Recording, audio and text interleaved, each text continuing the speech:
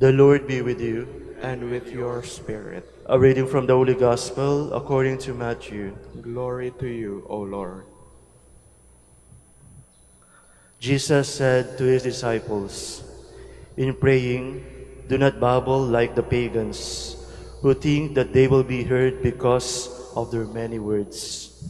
Do not be like them.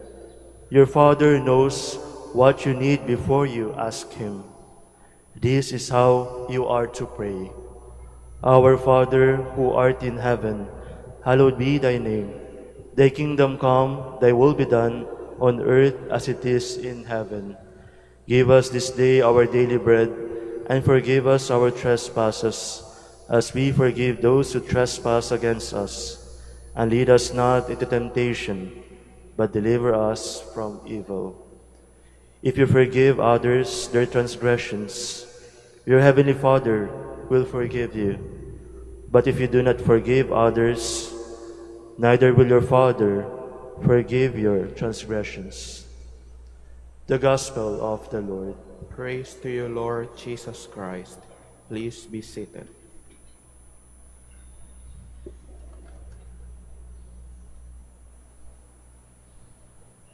Sa ating pong ebanghelyo ngayon ay tinuruan tayo ni Jesus kung paano magdadasal. Hindi niya sinabi kung ano, kung saan, kung kailan. Hindi. Ang nakalagay dito, how. This is how you pray. Paano? Alam niyo ho, ang pakikipag-usap po sa tao, it matters a lot. Meron po akong nabiling isang libro no isang araw. Nakita ko lang siya sa online. Sabi doon sa librong yun, minsan, alam mo naman na talaga yung sadya kung bakit ka kakausapin ng isang tao. Alam mo na yan. May kailangan to. Alam mo na yun eh.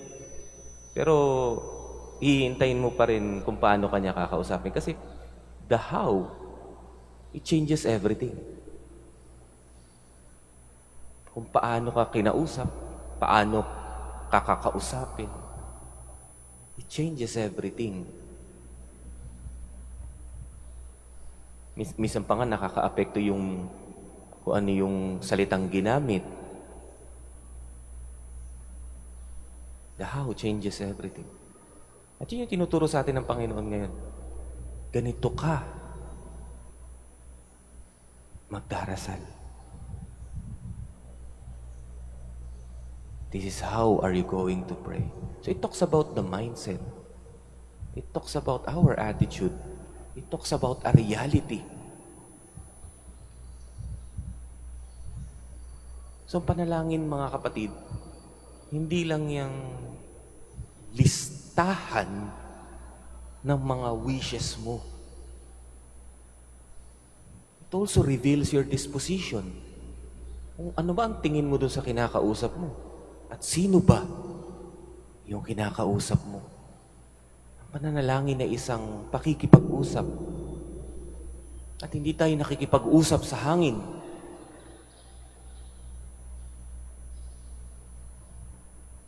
We are talking to God, who is also just like us, a person.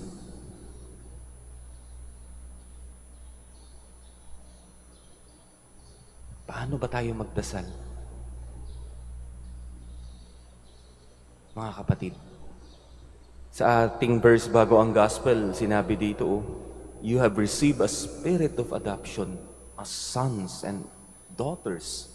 That is why we can cry, Abba, Father. Every time we nananalangin tayo, do we treat God as our Father? Or a genie? Or tulad ng ibang politicians na kailangan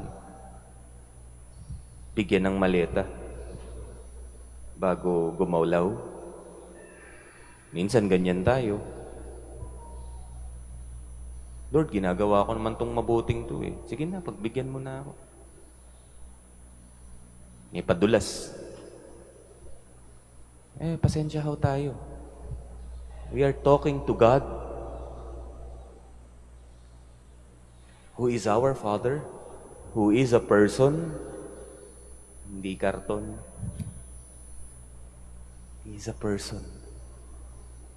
And every time we pray, we are actually establishing a kind of a relationship with Him.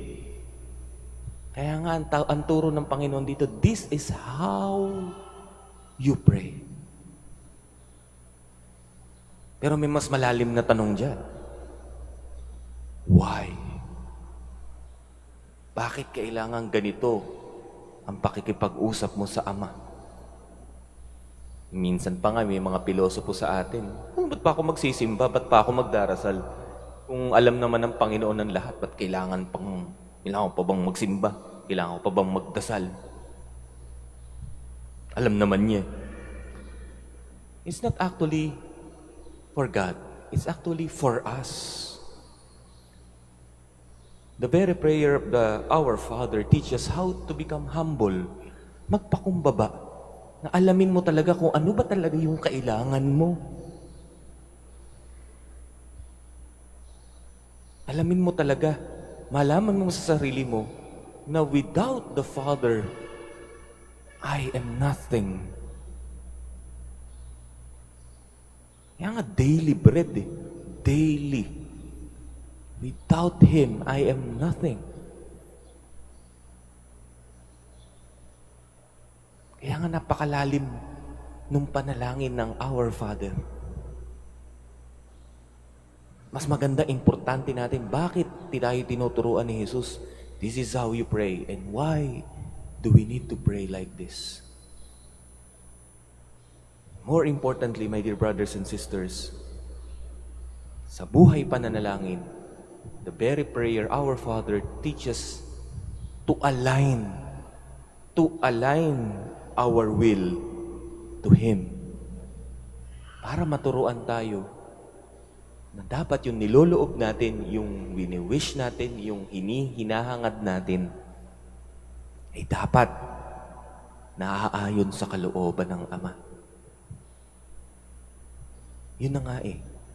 He knows what is best for us. My dear brothers and sisters, when was the last time that we prayed the Our Father? Not in a bubbling way. When was the last time? Yung mga young ones natin dito, yung ating mga teens dito, na mga techie, social media savvy, na Google nyo ba talaga ang dahilan kung bakit may Our Father? Baka mamaya mas alam pa ni ChatGPT yan o ni Copilot yung dahilan. Computer yan. Ikaw, anak ka ng Ama.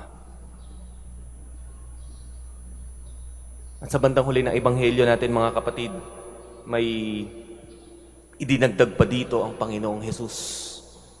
Na sana, habang dinadasal niyo to, natatransform din kayo. Nababago din kayo. Yun ang kanyang paanyaya sa atin. Na habang dinadasal natin ang Our Father, kung minsan araw-araw pa nga, nababago din ito ang ating kalooban. At naimamanifest natin yan, na ipapakita natin yan sa ating kapwa. Kaya sinabi dito ng Panginoon sa bandang dulo, no? If you forgive their transgressions, your heavenly Father will forgive you. But if you do not forgive, neither will your Father forgive your transgressions. Sana'y na-adapt din natin yun.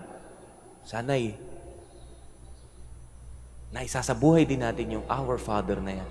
Hindi lang binabanggit na isasabuhay. Kapag nagagawa natin yun,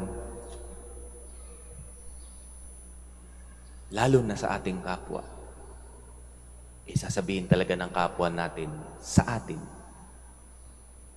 manang-mana ka talaga sa tatay mo.